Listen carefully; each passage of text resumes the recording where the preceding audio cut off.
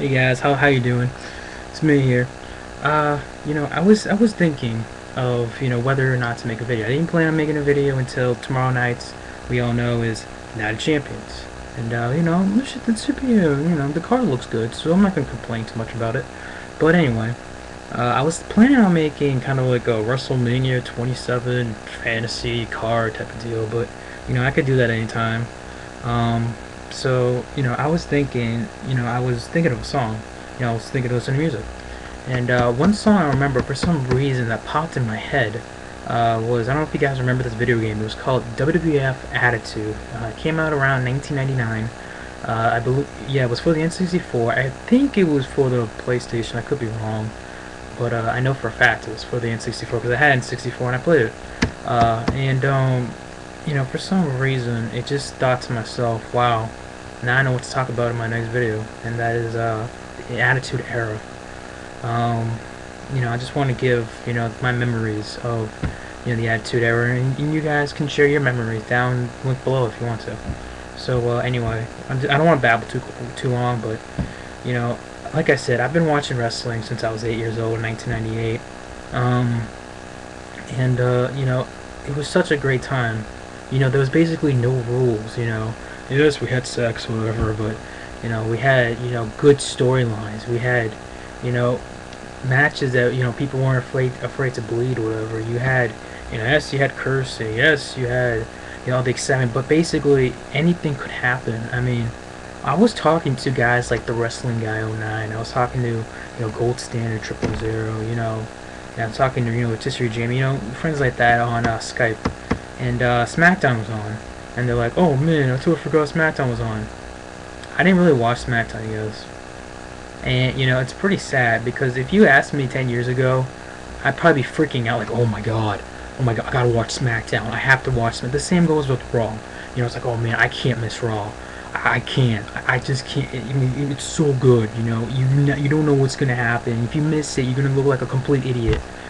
I mean, I remember when I was like, I don't know, 12 years old, 2002. I remember there were so many DJs, where I lived. They're all like, oh, did you guys watch Raw tonight? Did you guys watch that? That's how popular Monday Night Raw was. Now, yeah, it's popular, but it's not as much popular as it used to be, not in my opinion. Of course, you still got, now they got Monday Night Football, I'm sure Raw's ratings are going down a little bit, but anyway.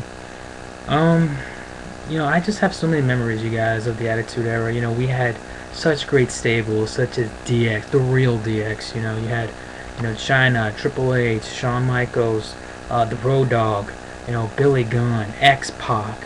You had, such a great stable. And then you had the Nation of Domination, The Rock, Farouk, Mark Henry. And of course you had, later on was just the Nation with, the Godfather and, Owen Hart. Rest in peace, Owen Hart, by the way. And it was just so great. We saw young guys being used, and back in the day, when you won the Intercontinental title, that meant you were gonna get like a world title within a year. Don't believe me? Watch a match of SummerSlam 1998 ladder match for the Intercontinental title, Triple H versus The Rock. Within a year, both those guys became WWF champion.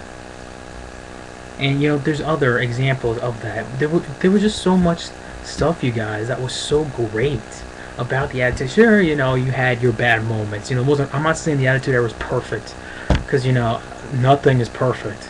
But except Maurice. I gotcha. Just kidding. I'm not a mark. But guys, there was just so much great stuff in the Attitude Era, and I miss it. Not only do I miss that, I even miss some of the stuff that happened in 2002, 2003, and 2004, because those were great stuff that sure wasn't considered the Attitude Era. Actually, 2002 is supposedly considered part of the Attitude Era, but, that's debatable. But, it was such a great time, you guys. I enjoyed everything about it, really. We even had some crazy-ass tag teams, later down the road. I believe it was 2002. We had Billy and Chuck, which was supposed to be, kind of like the, I don't know how to say this, Brokeback Mountain of a tag team. They were supposed to be gay and stuff, and then all of a sudden on a SmackDown, they're like, we're not gay, we're just really good friends, whatever. But yeah, that was pretty funny. And It was just in 2001. I mean, I know some people when they think of 2001, they think, oh, the invasion of WCW and ECW and WWF. You know, yeah, you could think that too, but I also think of stuff like, oh, the year Stone Cold Steve Austin turned heel, supposedly sold his soul to the devil, Vince McMahon himself, at WrestleMania 17. You know, we had you know, the supposedly unbeatable tag team duo of Triple H and Stone Cold Steve Austin. We had the brothers of Mass Destruction, Undertaker and Kane, you know, reuniting. And, you know, there was just a lot of good stuff, you guys. And of course, like I said, nothing's perfect. But, you know, I also said too, the funny thing is how back then the women's division meant so much back then. It was great to watch, you know. You know, most people wouldn't mind watching a match back in the day of, I don't know, Trish Stratus versus Lita, or watching, I don't know, Victoria versus Molly Holly, you know, that type of deal, you know, and I wouldn't mind it, you know. I remember I was watching pay-per-view Vengeance of 2003 a couple weeks ago, and I was watching the tag team match with Molly Holly and Gail Kim versus Lita and Trish Stratus, and that was a good Divas match. I was like, wow, this is the first good Divas match I've seen in I don't know how long. So yeah, I mean, and now it's just kind of a joke. I mean, now we have, well, finally, we're gonna have the end of the Divas title, thank God, and you know, we're gonna have, you know, the end of the half ripped apart women's title. Oh, man, that's just bad. But anyway, I just want to give my quick thoughts on those, you guys. It's just things were so much different. You know, we had a good tag team division. We had a good mid-card division. We had a good women's division.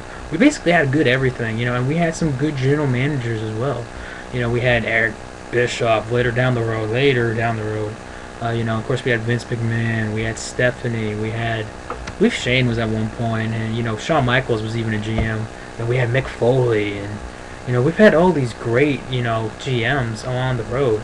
Now it's just like, okay, yeah, we got Teddy Long on SmackDown, who's been there forever, and, you know, on Raw we have a laptop as our GM. I mean, and by the way, for you guys idiots who don't know, it's a piece of paper right on that stupid laptop. If you guys haven't figured it out by now, you know. By the way, I love Jericho's promo on Monday Night Raw. One of the few good moments, in my opinion.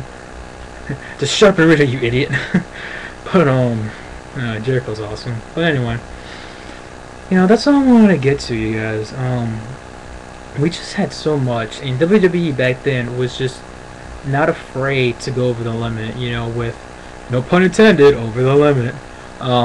You know, we had TLC, you know, and the thing was, you know, we didn't have any gimmick pay-per-views, except for King of the Ring, but, you know, that I think a lot of people love to watch. That, and of course we had the Royal Rumble gimmick, you know, Survivor Series gimmick, you know, I understand that. But, you know, with those pay-per-views, there was so much history. You're telling me there's history having a freaking, oh god, what was the freaking Hell in a Cell pay-per-view? This is going to be the second Hell in a Cell pay-per-view of all time. And we're going to have at least 2 Hell in a Cells. Possibly 3. Because you know somewhere down the road, we're probably going to have, okay, one guy really hates the other guy, so they're going to go one-on-one in a Hell in a Cell match. Wouldn't be surprised if it's like John Cena versus Wade Barrett, to be honest with you. But, anyway. So anyway, guys, that's what I wanted to get to. Like I said, I didn't want to go too much into it. So yeah, tell me what you guys think about the Attitude Era. I, for one, miss it, but you know, I don't care what people say. I know people are like, oh, I want the Attitude Era. I want the Attitude Era back. Blah, blah, blah. I get that, I do. But here's the problem. There's not going to be another era like that. You know, I just don't see it. And I know we live in the PG era, and I know in about, don't be surprised, guys, in about 2 or 3 years, this whole PG era is done with, and, you know, we go back to TV 14, we go, oh, and don't be surprised within a year or so, you know, TNA becomes PG. What? So, yeah, that was it, basically, guys. So, yeah, I mean, just, you know, just don't complain about it, just, and here's the thing what you guys should do, seriously. If you guys have a little brother or a little, or I don't know, just a friend, a younger friend who knows nothing about the Attitude Era, teach them. Tell them what you saw. Tell them what you know. Tell them what you experienced. What the feelings you were when you put on Monday Night Raw back in the day. When you put on SmackDown. When you saw all these even, you know, sidekick shows such as Velocity, Sunday Night Heat, WWF Confidential, you know, Afterburn, you know, all these great shows that was in there. And again, I apologize, it's 10 minutes long, but anyway, that's it, you guys. Whoa, sorry, screensaver came on because I didn't touch the mouse. So just teach them, you guys. Teach them himself that maybe, I'm not trying to say this because I mean, oh, less John Cena fans. By the way, guys, the Fred's movie's on tonight, starring John Cena as Fred's dad. Yay! So yeah, you guys, Jim now. I'll be checking that one out. And Raider loves Fred. So yeah, just tell him what you guys know, you guys. All right. Thank you for watching this video. I'll talk to you guys later. Peace. And by the way, hope you enjoy the pay-per-view tomorrow and expect a video, a Being Tomboy 90 pay-per-view review like nothing you've ever seen before. Catch you later.